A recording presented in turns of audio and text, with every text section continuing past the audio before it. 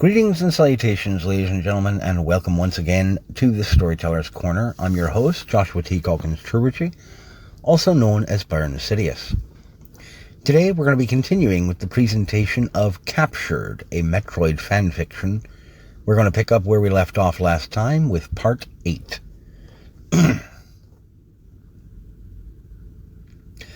Molly, Hammer, and Rivet all stood around the motionless armor.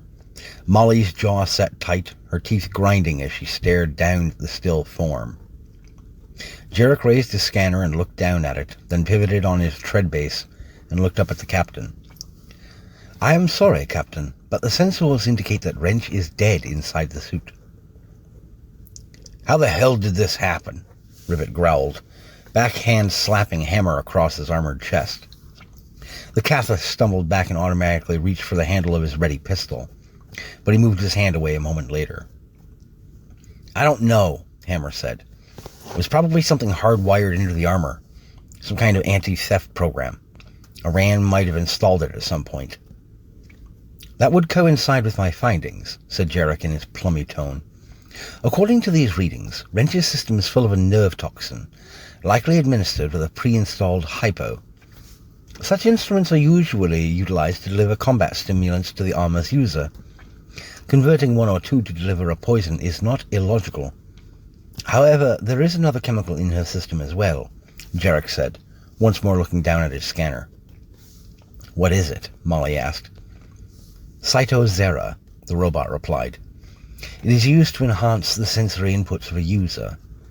As such, Miss Wrench likely felt every last nerve in her body being destroyed, while the other toxin worked through her body.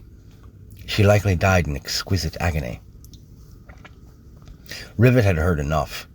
He wasn't going to kill Iran, but he was determined to do something to teach the monster on board their vessel a lesson in pain of his own. He wheeled away from the group and stormed out of the maintenance chamber, heading for the mess hall. Whatever she was, even Samus Aran would surely have an unpleasant reaction to certain universal contaminants being placed in her food. Thud. Thud. Thud. Keith looked over his shoulder down the holding cell corridor, just able to spot the Iran woman punching at the flashing force wall of her assigned quarters. "Geez, would you look at that?" he asked Alex, pointing with his blaster toward Iran. "What does she really think that's going to accomplish?" "So let her tire herself out," Alex replied, shaking his head. "She'll figure it out soon enough." Yet 5 minutes later, both guards began shifting from one foot to the other tensely, gritting their teeth against the methodical thumping behind them. "All right, I'm going to go have a word with this coos," he groused, stalking down the corridor toward Samus's cell. The bounty hunter had her arm cocked back for another punch, but held herself still and relaxed her posture as Alex frowned at her. "What the hell do you think you're doing?" he asked. "I am attempting to free myself," she replied mechanically. "God damn," Alex thought. "Why are the hot ones almost always batshit crazy?"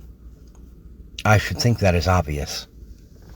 "Yeah, just one problem with that, sweetheart," Alex said, delivering his own punch to the force wall, which shimmered and flickered, letting out a warbling noise, but otherwise remaining just as solid as before. "It ain't gonna happen. I've seen Rivet kick one of these things, and it still wasn't enough force to disrupt it. Even a blaster rifle set on wound won't do the trick, so just give it a rest, all right? Besides, you get out of this cell, it's just a whole bunch of us to deal with. You really think that you can take everybody down?" Samus tilted her head slightly to one side, eyes rolled up and wobbling as she appeared to consider this. "You are likely correct," she said.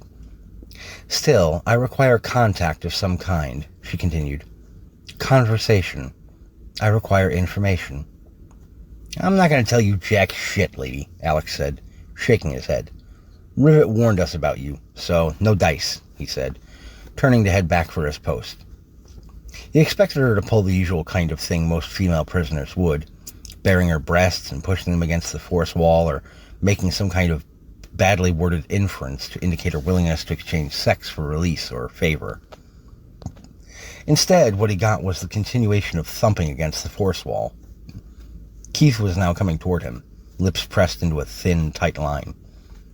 Are you fucking kidding me? He snarled as he brushed by Alex, squaring himself up with the bounty hunter, who continued punching the flickering force wall. Knock it the hell off, Aran! Now that the two guards stood side by side, Samus slipped the sharpened toothbrush from the sleeve of her fitsuit into the palm of her hand. She took half a step back, then launched forward in a lunging thrust kick with all of her force.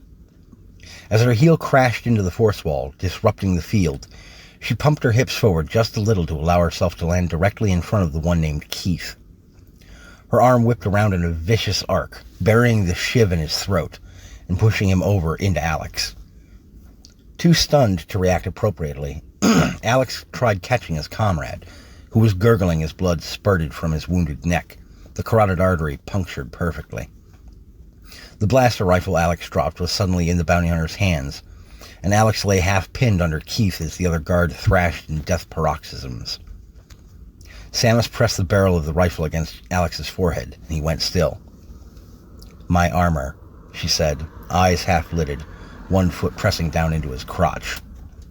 "Maintenance bay, deck 5, Alex gibbered, hoping this information would buy him his life.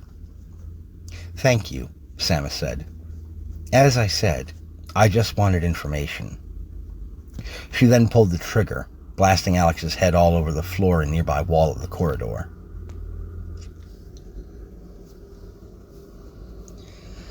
"I'm telling you, it hasn't been retrieved," Picker said as Rivet stood beside him in the transport chute, staring at the little red light beside the status tag on Cell 3. "Maybe she isn't hungry." "Or maybe she's just being an obstinate cretin," the Masao grunted, turning away. "Hail me on the ship comms if she takes the food," he said, exiting the mess hall. As he made his way for one of the lifts, his wrist-mounted comms device chirped. "She take it?"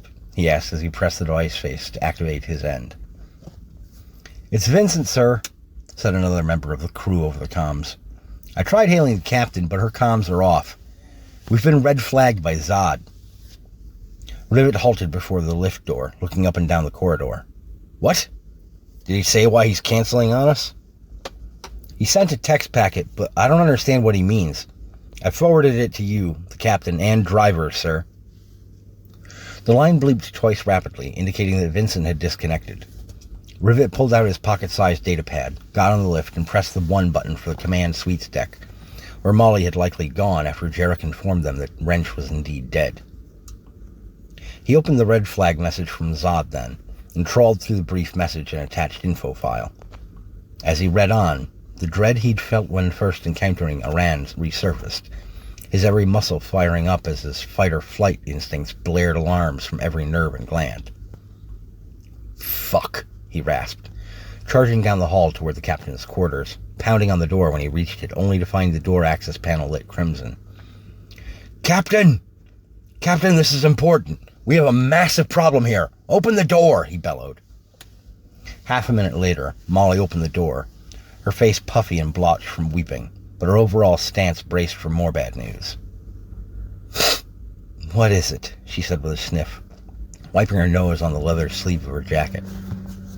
"Ma'am, Aran's full of shit," Rivet said bluntly, holding out his datapad for Molly. "Zod red-flagged us on a delivery, wants us to steer clear of him. Apparently, when he received the report we got from Jarek and sent on to him, he did some digging. Look at this," he said, reaching down and opening the message attachment. Molly read the text box, an Infonet feed article from somewhere in the Second Earth system. According to the article, a ferocious, pitched battle between two rival bounty hunters had been waged on the surface of the planet Braxton, one wherein the famed bounty hunter Samus Aran had squared off with a man known as Arthur Tangent. When the dust had settled, authorities were called in, and Aran surrendered herself to an investigation, the results of which determined that Tangent had been the initial aggressor. Since self-defense was more than a reasonable defense, Aran was released without charges, and the galaxy went on spinning its way along. "She was ambushed by him, all right," Rivet said when Molly looked up apprehensively from the datapad to the Masao warrior. "But it was nearly half a year ago, and way the hell away from here." "You saw her ship, though," Molly said, handing him back the datapad and stepping around him, out of the room and heading for the lift down the pure white corridor of the command suite deck. She had a fight with somebody out here. Why lie about who it was?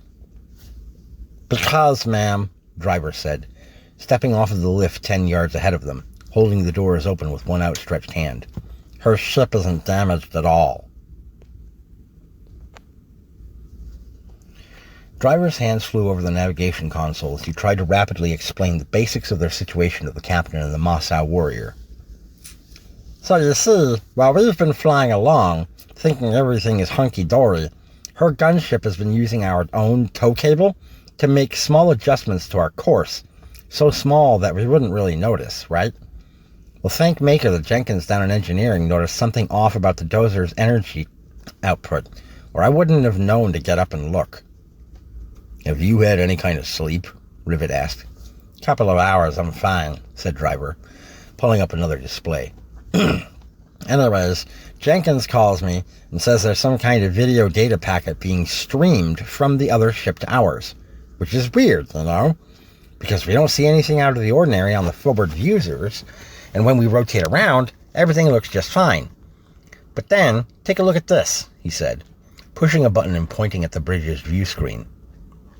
It showed the space behind the dozer, stars and spatial bodies streaking past, the bounty hunter's unnamed gunship, battered and beaten, being pulled along behind by a thick tow cable attachment. What's wrong? Molly said, looking at the ship. It looks the same as before. Yeah, that's because I'm running the video filter packet her ship has been streaming to us, Driver said. Now, watch what happens when I turn off the filter, he said, pushing another button. There was a flicker on the screen, after which they could now see all of them, that the gunship was in perfect condition, energy activated and weapons and translucent shielding in place, being pulled along by the dozer. This was a trick all along, an illusion, Driver said. Molly looked back and forth from her pilot to her chief warrior and shook her head. No, it's worse than an illusion, boys. It's a trap. Thus concludes Part 8 of Captured, a Metroid fanfiction. Ladies and gentlemen, I do hope that you are enjoying this story and that you have enjoyed being back with me here. I do enjoy telling these tales on BitChute, and eventually this tale, as well as its prior components, will probably end up showing up on my Substack in the form of podcast or audio uploads. So we shall see how long until I decide to release it there. Might be about another month. But if you're looking for any of the written works of this particular storyteller, you can find them at thestorytellerscorner.substack.com. There will be a link to that in the description of this video. I do hope to see you folks head on over there at some point. And don't forget to go ahead and subscribe to that Substack to become a regular reader. Ladies and gentlemen, I thank you for tuning in. Thank you for listening. I ask that you take care of yourselves, and as always, keep reading.